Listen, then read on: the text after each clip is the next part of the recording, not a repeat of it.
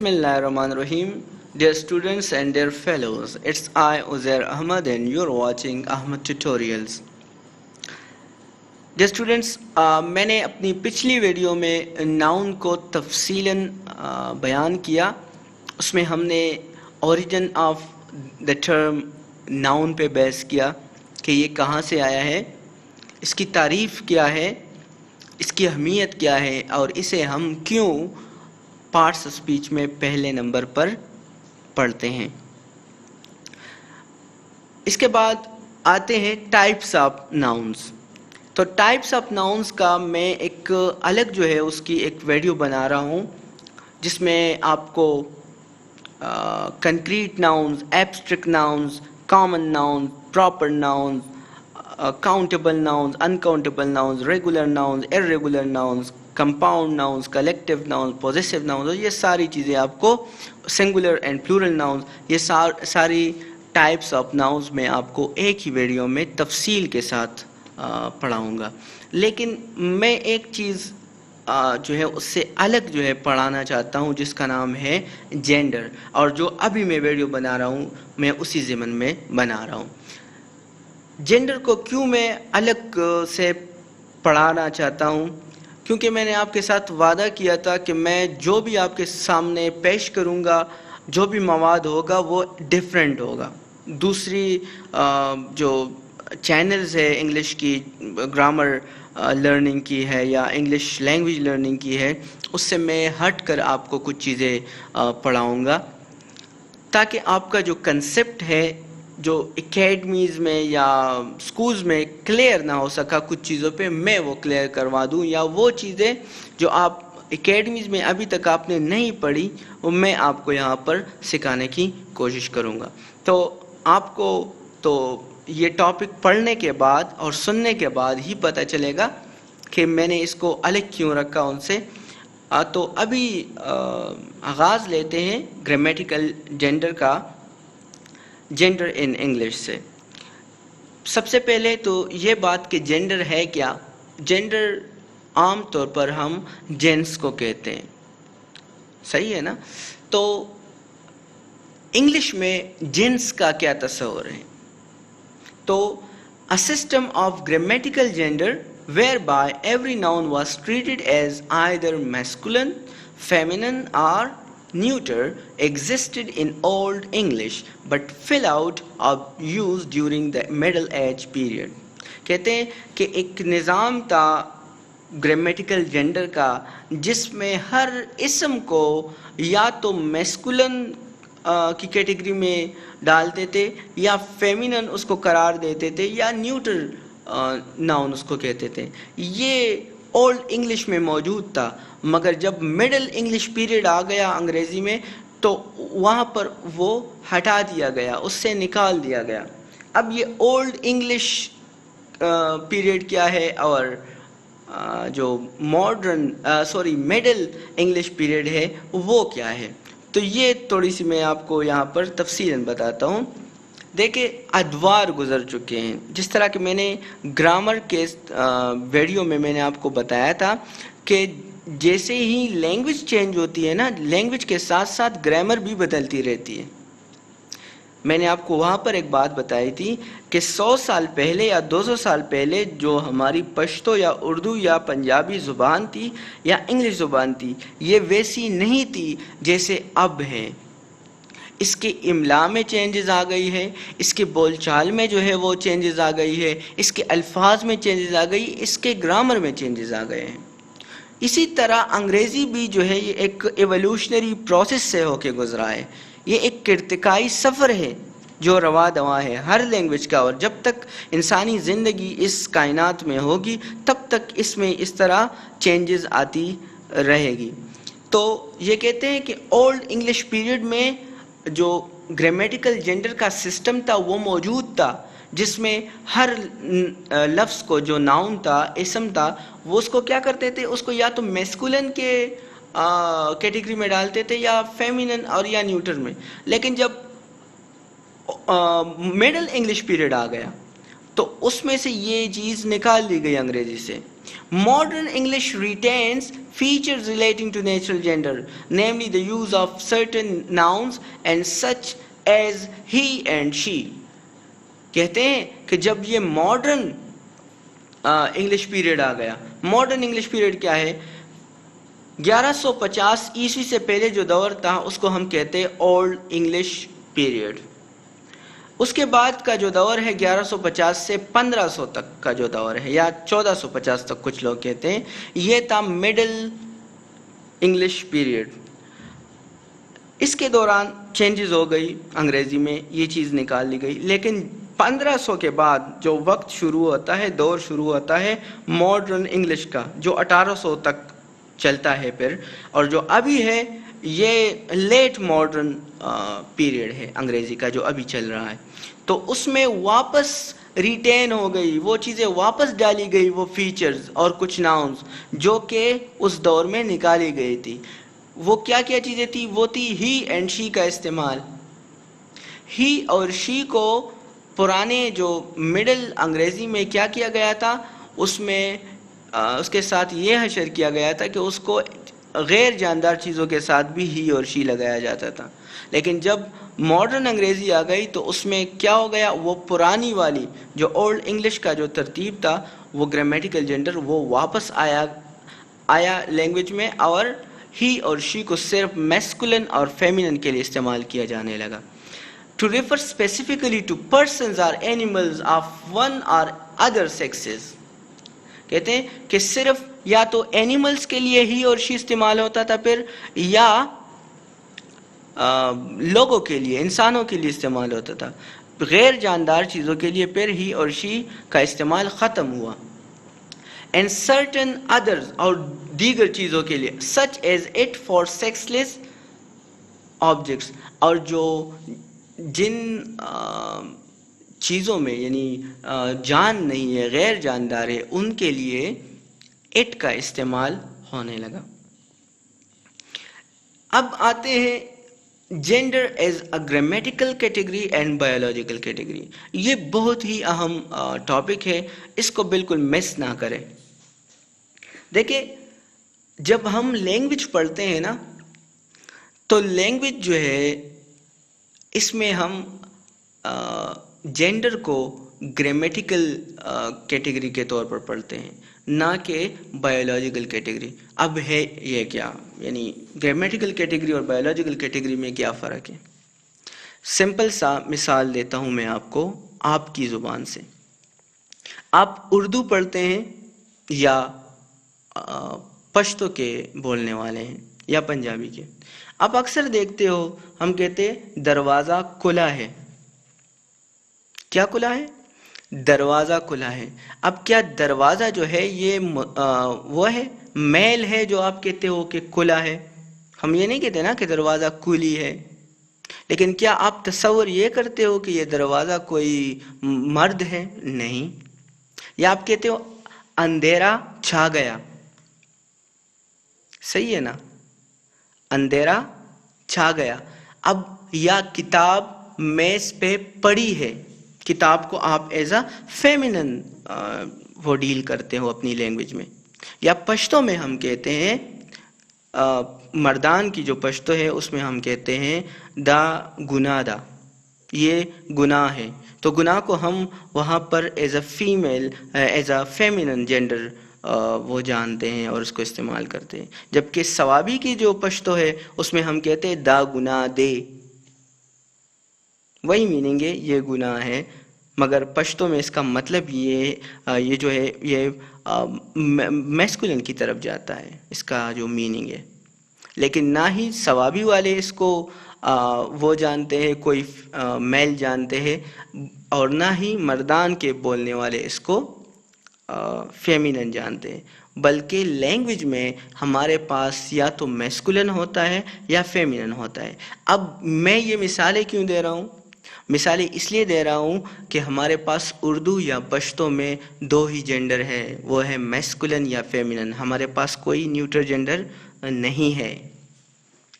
تو ہم ہر چیز کو یا تو میسکولن میں ڈالیں گے یا فیمینن میں ڈالیں گے. تو میسکولن یا فیمینن میں کسی چیز کو ڈالنے سے نہ وہ مرد بنتا ہے نہ وہ عورت بنتی ہے. تو یہ خاص کیا ہے؟ گرامیٹیکل جینڈر ہے. اس کو بایولوجیکل جینڈر نہیں کہتے. دروازے کو جو ہے ہم مرد کی فیچر ہم نہیں بتاتے کہ یہ کوئی مرد ہے، کہ یہ دروازہ کھلا ہے. نہ ہی ہم کہتے کہ اندھیرا چھایا ہوا ہے تو اس سے یہ اندھیرا جو ہے یہ مرد بن گیا. نو، ہمارے پاس لینگویج میں یہی میسکولن اور فیمینن کے جینڈر ہے، تو ہم اس کو بطور گرامیٹیکل جینڈر جو ہے وہ ڈسکس کرتے ہیں، نہ کہ بایولوجیکل. بایولوجیکل جینڈر کیا ہے؟ وہ ہماری جو ہے وہ جو بایولوجیکل جو اپیرنس ہے یا جو فیچرز ہے جو کہ قدرت نے ہمیں دی ہے، اس کے لحاظ سے ہمارے وہ ہے جس کو ہم میل یا فیمیل کہتے ہیں. ہم میسکولن اور فیمینن کو میل اور فیمیل نہیں کہتے. وہ گرامیٹیکل چیز ہے، اور میل اور فیمیل جو ہے یہ بایولوجیکل ہے. There are some misconceptions regarding gender in different languages like Urdu and Pashto. Gender in English is a pure grammatical category when we study it in the field of grammar. It doesn't specifically refer to the biological gender that someone or something possess. That is why a tree or a plant is placed in the neuter gender in the English grammar, although biologically it possesses a gender, but still in grammar and in language there is a different kind of gender that is known as a grammatical gender. دیکھو، آپ درخت کو دیکھتے ہیں نا، آپ plants کو دیکھتے ہیں نا، تو کیا اس میں بایولوجیکلی لائف نہیں ہے؟ ہے نا، لائف ہے، لیکن ہم گرامیٹیکلی اس کو یا لینگویج میں اس کو کیا کنسیڈر کرتے ہیں؟ ہم اس کو نیوٹر جینڈر میں ڈالتے ہیں، کیونکہ ہماری ذہن میں اس کا تصور میل اور فیمیل نہیں ہے. ہم جانوروں کے لیے اور انسانوں کے لیے تو میل اور فیمیل کا سوچ سکتے ہیں، مگر ہماری لینگویج میں ہماری تھاٹ، چونکہ ہماری لینگویج ہماری تھاٹ سے بنتی ہے، ہماری سوچ سے بنتی ہے. ہماری سوچ میں ٹریز کے لیے یا پلانٹس کے لیے میل اور فیمیل نہیں ہے. تبھی ہم نے ان کو کہاں پر رکھا ہے؟ انگریزی میں نیوٹر جینڈر میں رکھا ہے. اس کو آگے پڑھتے ہیں. ہمارے پاس انگریزی میں 4 جینڈرز ہیں. اردو میں تو ہمارے پاس یا مذکر ہے یا مؤنث ہے، لیکن انگریزی میں ہمارے پاس 4 جینڈرز ہیں. اور وہ کیا ہے؟ میسکولن ہے، فیمینن ہے، کامن جینڈر ناؤن ہے اور نیوٹر جینڈر ناؤن ہے. اچھا، تو اب آتے ہیں میسکولن جینڈر ناؤن کی طرف. اب آہستہ آہستہ یہ آسان ہوتا جا رہا ہے. میسکولن جینڈر ناؤن ان تمام ناموں کو کہتے ہیں، یا ان میں ہم ان تمام ناموں کو ڈالتے ہیں جو کہ میل ممبرز آف اسپیشیز کے ہوں، چاہے وہ جانوروں میں ہوں چاہے وہ انسانوں میں ہوں. ٹھیک ہے، چاہے وہ یعنی جانوروں کے کسی بھی نسل میں نر ہو، نر، تو اس نر کو ہم کیا نام دیں گے؟ اس میل ممبر آف دیٹ اسپیشی کو ہم کیا نام دیں گے؟ اس کو ہم میسکولن جینڈر ناؤن میں شمار کریں گے. یا اسی طرح ہیومن ریس میں جتنے بھی میل ممبرز ہیں اس کے لیے جو نام ہم دیتے ہیں، جس نام سے ہم ان کو پکارتے ہیں، اس کو ہم کہتے ہیں میسکولن جینڈر ناؤن. جیسا کہ ہم آدمی کے لیے مین، بوائے، لڑکے کے لیے king, prince, horse, lion, bull and cock et cetera, جتنے بھی نیمز ہیں، یہ تمام نام جو ہے یہ کس میں آتے ہیں کیٹیگری میں؟ یہ میسکولن جینڈر ناؤن کی کیٹیگری میں ہے. پھر اس کے بعد آتا ہے فیمینن جینڈر ناؤن. تو فیمینن جینڈر ناؤن بالکل اسی کی طرح ہے، لیکن اس سے اس لحاظ سے ڈیفرنٹ ہے کہ اس میں میل ممبرز کے نام آتے ہیں تمام، اور یہاں پر فیمیل ممبرز کے.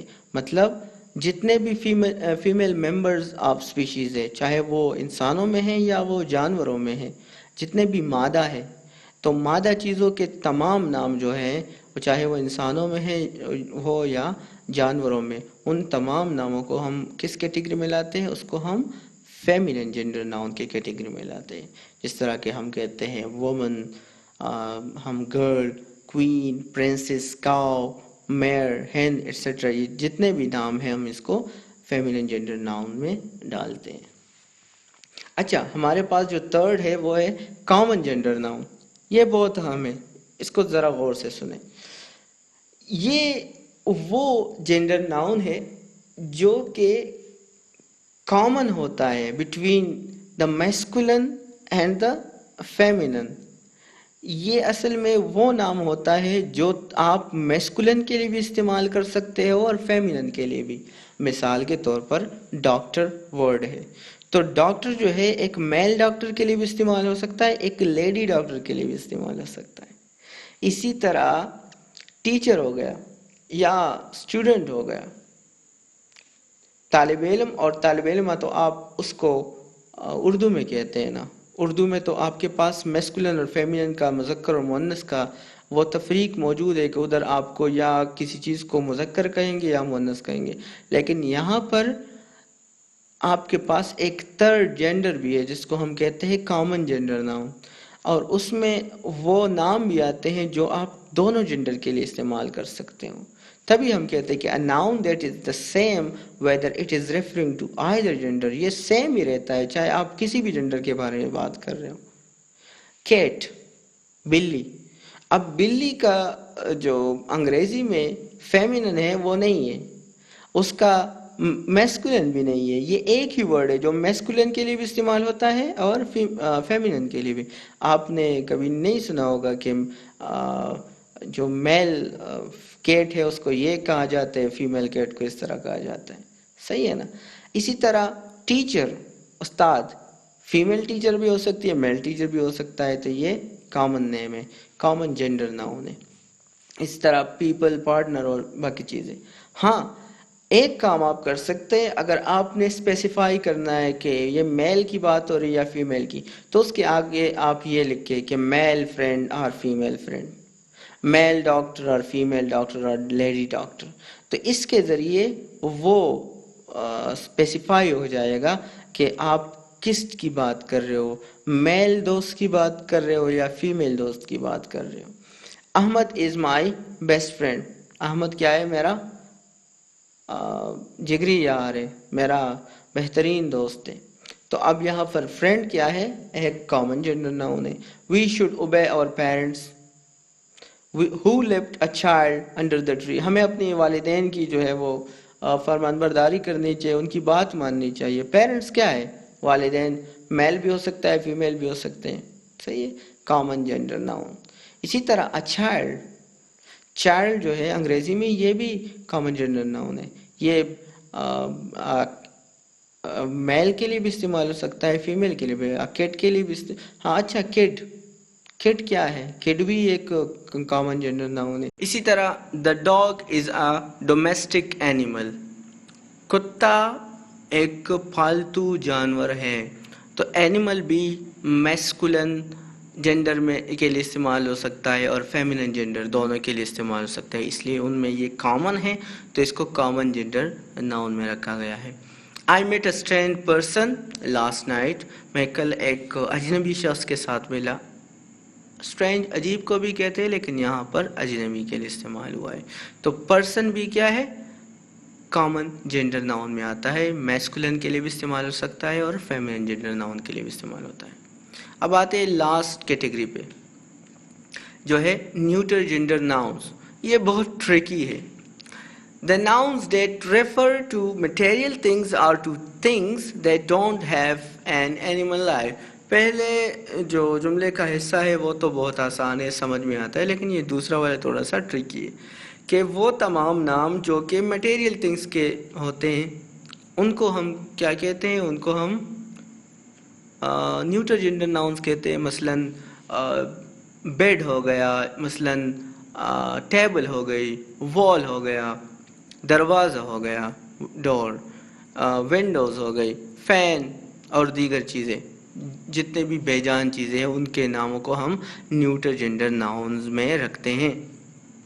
لیکن یہ جو دوسرا پارٹ ہے two things that don't have an animal life, جانوروں کی سطح پہ اس کی زندگی نہیں ہوتی. تو جانوروں کی سطح پہ زندگی کن کن چیزوں کی ہے؟ یا تو انسان کو بھی ایک سوشل اینیمل کہا جاتا ہے، اینیملز کی بھی ایک قسم ہے. اسی طرح اینیملز کی باقی کروڑوں اقسام ہیں. لیکن یہ کس جانب اشارہ ہے؟ وہ ہے ٹریز کی جانب اور پلانٹس کی جانب۔ دیکھیں ٹریز اور پلانٹس کیا ہے؟ جاندار تو ہے، لائف لیس تو نہیں ہے نا، کیونکہ انہی ٹریز کی وجہ سے ہمیں آکسیجن ملتا ہے، یہ وہ زہریلا جو گیس ہے کاربن ڈائی آکسائڈ یا کاربن مونو آکسائڈ اس کو ختم کرتا ہے اور ہمیں فریش ایئر دیتا ہے، جو کولڈ ایئر ہے، کول ایئر ہے وہ ہمیں دیتا ہے۔ لیکن اس کے برعکس ہماری جو لینگویج ہے، جو کہ ہماری تھاٹ نے شیپ کی ہے، اس میں ہمارے ذہن میں یہ ہے کہ اس کا کوئی میل اور فیمیل ہے نہیں، تو جب ہم کسی چیز کے بارے میں میل اور فیمیل کا تصور نہیں کرتے تو اس کو ہم میسکولن اور فیمینن میں یا کامن جنڈر ناؤن میں تو رکھتے ہی نہیں ہیں۔ اس لیے ہمیں مجبوراً غیر جاندار چیزوں کے ساتھ ان چیزوں کو بھی رکھنا پڑتا ہے، ٹریز اور پلانٹس کو بھی ہم نیوٹر جنڈر ناؤن میں رکھتے ہیں۔ اب نیوٹر جنڈر ناؤن کا مطلب کیا ہے؟ نیوٹر کہتے ہیں زیرو کو، جو نہ پلس ہو نہ مائنس ہو، اس پہ کوئی چارج نہ ہوتا ہو، جس کی کوئی جینڈر نہیں ہوتی، صحیح ہے نا؟ تو نہ یہ میسکولن ہے نہ یہ فیمینن ہے، کامن تو دونوں ہے، میسکولن بھی ہے فیمینن بھی، لیکن نیوٹر جو ہے نہ میسکولن ہے نہ فیمینن ہے، تبھی جو ہے ہم اس کو نیوٹر جینڈر ناؤن کہتے ہیں، وہ ناؤن جس کا کوئی جینڈر نہیں ہوتا۔ اچھا، لیکن میں نے آغاز میں ایک بات کہی تھی کہ جو اولڈ وہ تھا انگریزی کا نظام تھا، جو کہ پیریڈ جو چلا تھا 1150 سے پہلے، اس میں اولڈ انگلش پیریڈ میں کیا ہوتا تھا کہ اس میں ہی اور شی کا استعمال ہوتا تھا، جو گرامیٹیکل جینڈر تھا اس کا استعمال ہوتا تھا، پھر وہ مڈل میں ختم ہو گیا تھا۔ لیکن ہم نے پھر پڑھا کہ ماڈرن جو انگلش تھا اس میں واپس سے وہ فیچرز وہ آ گئے اس میں، لیکن یہاں پر یہ کہتے کہ although feminine pronouns are sometimes used when referring to ships and more uncommonly some airplanes and machinery, to churches and to nation states۔ کہتے ہیں کہ اگرچہ وہ ٹرینڈ تو ختم ہو چکا تھا ماڈرن انگریزی میں، لیکن اب بھی کچھ شپس کے لیے جو بے جان چیزیں ہیں، جو غیر جاندار چیزیں ہیں، ان کے لیے بھی ہی اور شی ہم استعمال کرتے ہیں۔ لائک آئی لو مائی کار، شی مطلب کار کے لیے اشارہ ہے، شی از مائی گریٹسٹ پیشن۔ یا France is popular with her کون؟ فرانس کی طرف اشارہ ہے، her neighbours at the moment. France کے بہت اچھے تعلقات ہیں، بہت مشہور ہے اپنے ہمسایوں میں۔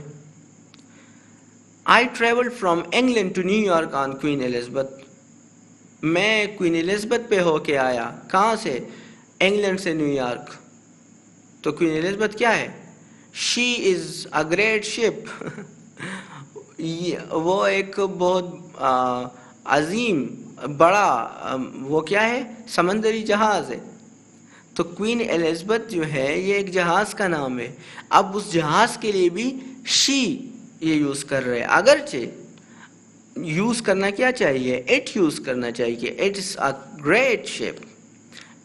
یا France is popular with its neighbours ہونا چاہیے تھا۔ یا آئی لو مائی کار، اٹ از مائی گریٹسٹ پیشن، ایسے ہونا چاہیے تھا۔ لیکن اب بھی فیمینن پروناؤنز استعمال ہوتے ہیں in place of neuter gender noun. تو یہ تو تھا آج کا ہمارا لیکچر۔ امید ہے آپ کو یہ پسند آیا ہوگا، اگرچہ تھوڑا سا لمبا لیکچر تھا، لیکن یہ میں اس لیے تھوڑا سا ڈیٹیل میں بتانا چاہ رہا تھا کیونکہ یہ بہت ہی اہم کنسیپٹس ہے، اور جب آپ انگریزی پڑھیں گے یا ادب پڑھیں گے اس میں سے اگر کہیں پر شپ کے لیے، کہیں کسی بے جان چیز کے لیے کوئی فیمینن پروناؤن آ جائے اور آپ وہاں پر سر پکڑے کہ یہ کہاں سے آ گیا، ہم تو کہتے تھے کہ ہی اور شی صرف میل اور فیمیل کے لیے استعمال ہوتے ہیں، یہاں پر تو یہ اس کے لیے آ گیا، ایک نیوٹر جینڈر کے لیے۔ تو پریشان نہ ہوا کریں، کیونکہ یہ چیزیں انگریزی میں ہوتی رہتی ہیں، یہ چیزیں زبانوں میں ہوتی رہتی ہیں، ٹھیک ہے؟ تو سبسکرائب کرنا نہ بھولیے گا، ضرور سبسکرائب کریں۔ بہت سے لوگ چینل آ جاتے ہیں مگر سبسکرائب نہیں کرتے، اب جنہوں نے کیا ہے ان کا بہت بہت شکریہ، اور بیل آئیکن ضرور دبائے، کیونکہ اس سے آپ کو آنے والی ویڈیوز کے نوٹیفیکیشن پھر ملتے ہیں۔ اور لائک تو ضرور کیجئے اور کمنٹ بھی کریں کہ آپ کو اس ویڈیو میں کون سی بات اچھی لگی، کیا کیا آپ نے سیکھا، اور کون سی چیزیں ہیں جس پہ ہمیں مستقبل میں بات کرنی چاہیے۔ Thank you so much.